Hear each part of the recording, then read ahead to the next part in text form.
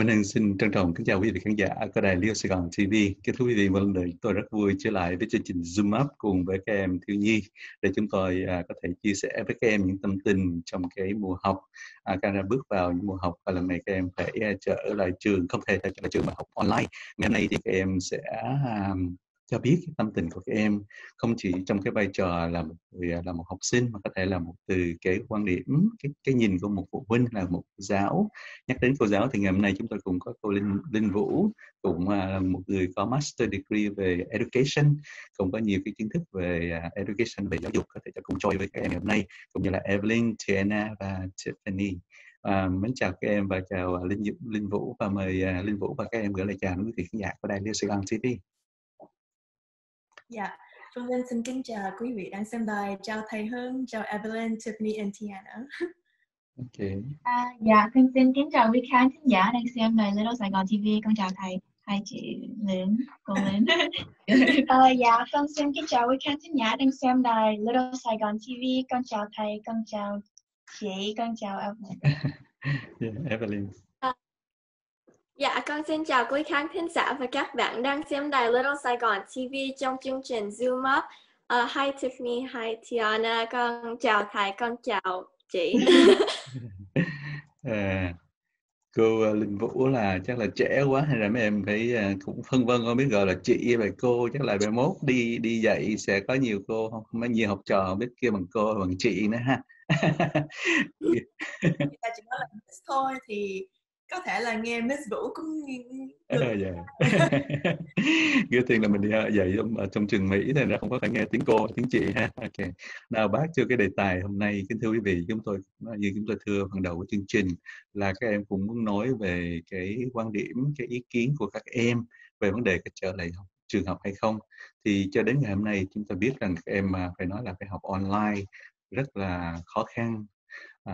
Bây giờ mình sẽ play, tức là các em sẽ đóng vai. Ví dụ hôm nay Evelyn có thể cho con biết cái ý kiến của con từ một cái nhìn của một học sinh, một student.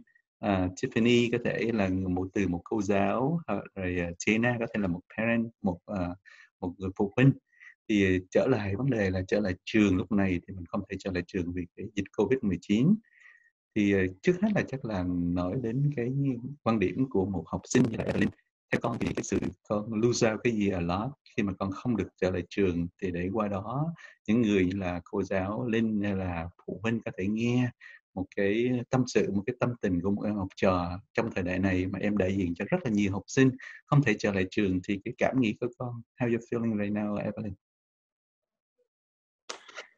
Dạ thì honestly speaking thì con understand why mình không có we're not in school right now because of the problem with COVID-19, but con thì if it was possible I would like to come back to school. Tại năm nay là my 8th grade year, so I should be getting all the promotion and stuff, but that might not be happening. Thì chắc cô Linh cũng đồng ý là một trò là chắc chắn là muốn trở lại trường, gặp thầy cô, gặp các bạn, phải không? Bây giờ là mà cũng khó khăn lắm, Evelyn biết, cũng như là các em học trò biết là trở lại trường thì bây giờ mình phải sợ deal với vấn đề là bị infection, bị Covid, bị nhiễm bệnh. Bây giờ nếu là một parents, em muốn là nghĩ là mình có thể thay mặt phụ huynh nói cái ý nghĩ của phụ huynh Tiana, phải không? Nếu mà bây giờ nếu mà trở lại trường thì con thấy có những cái khó khăn gì, hay là nếu mà học ở online thì what's the difficulty that you think as a parent they have to go through? So I observe, but I'm not a parent, obviously. So it really depends on if you're a full-time working parent or if you're a stay-at-home mom or dad.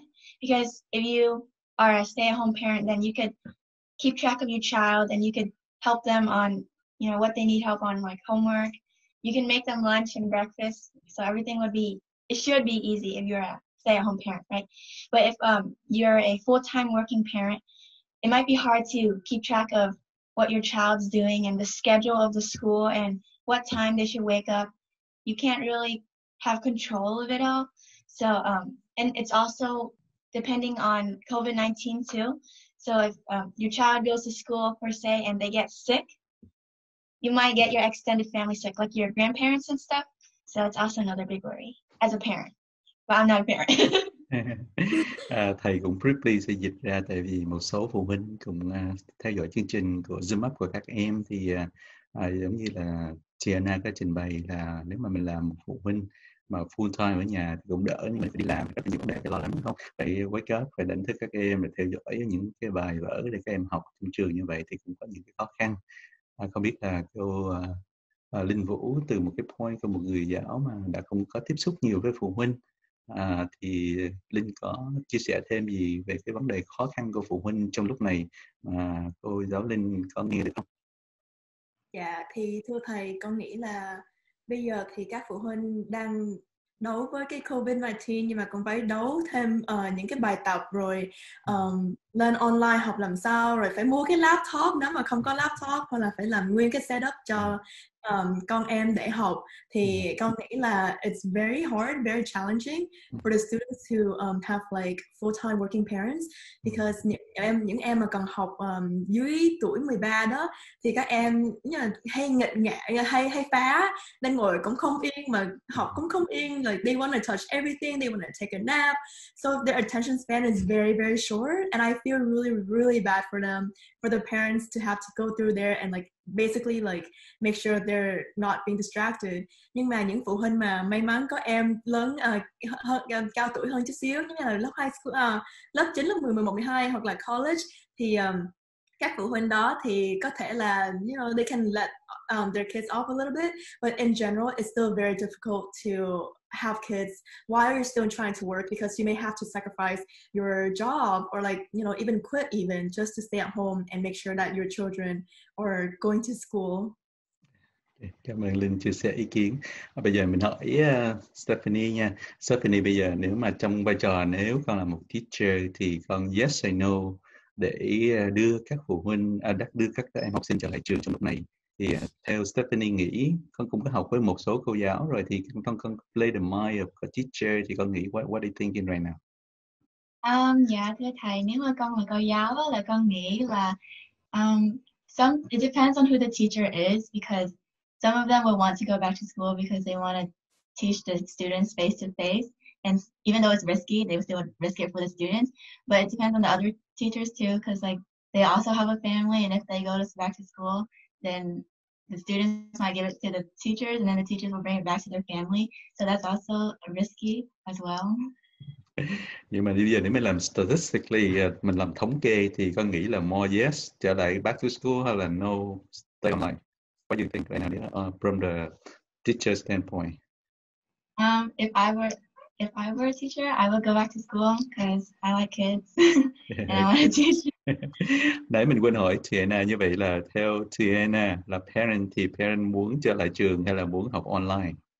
So you want to go back to school, or you want your kid to go back to school, or you want them to stay online right now? I mean, that's not really my spot to say because I don't have kids.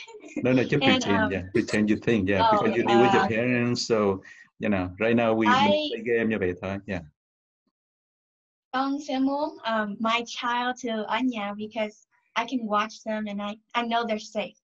Like my mom, she says that she likes all of us at home because she knows what we're doing, and she knows that we're being focused, and she walks in and out like every 5 minutes. And she makes us lunch, and she makes us drink water too. Okay. Có thể là tại vì Tina cũng có cái luxury là full-time mom at home, but not a lot of kids have that luxury. The parent has to go to work and things like that. So trở lại với cô Linh, theo mà thống kê, cô Linh nghĩ là right now, being a teacher, you think that most teachers want the student go back to school, or you think the majority want continue online? From an educating standpoint, as a teacher, thì con nghĩ là it's best for the students to stay at home, because những em mà đi học đó thì yes, they can wear a mask, hay là mấy em mang khẩu trang được, nhưng mà cái tay của mấy em vẫn còn thích rò mò những cái em khác, hoặc là like the preschool, kindergarten students, they love to like like touch random things, and that can really make the spread even worse. So I think it's just best to stay home, completely home for the next, I don't know, like 3 months, and come back when everything's ready again. So that way we have a better understanding of how to work out precaution for COVID-19, and just to make sure that we are better equipped with everything to deal with any kind of situation that we may run into. thì con nghĩ là tốt nhất là mình nên ở nhà đi. Yeah. Giống như cô Linh trình bày là ở nhà thì đặc biệt là các em trẻ phải không? Những lớp nhỏ khó mà control giữ các em theo những cái quy định của hiện nay là phải giữ social distancing, mặc dù đeo khẩu trang, đeo mask, nhưng mà vẫn mấy em mà cứ táy máy tay chân rồi giỡn với bạn bè thế nào. Nhưng mà bây giờ một câu hỏi cuối dành cho Evelyn trong cái point của một student. Trước khi mình move on cho phần 2, mình sẽ đặt ra những cái scenario, những cái trường hợp như là nếu trường hợp trở lại trường, nếu xảy ra những trường hợp như vậy thì mình deal như thế nào? Being a teacher, a parent, and a student, how we're going to deal with those situations. Thì Evelyn, con có worry là nếu mà mình continue like this, study online, cái quality of the education gonna be less than what you actually like physically going to school? Is that one of your concern right now? Put aside on the thing like you meet your friend, your teacher, and things like that. Con nghĩ sao? Yeah, thì definitely lúc mình ở nhà, I understand that it's not the same. That even though technology has improved, like if this happened years ago, we might not be able to do anything about it. Mà I know that technology has improved, but the truth is you're still sitting in a room looking at a screen with your friends and your teachers, and it's not the same.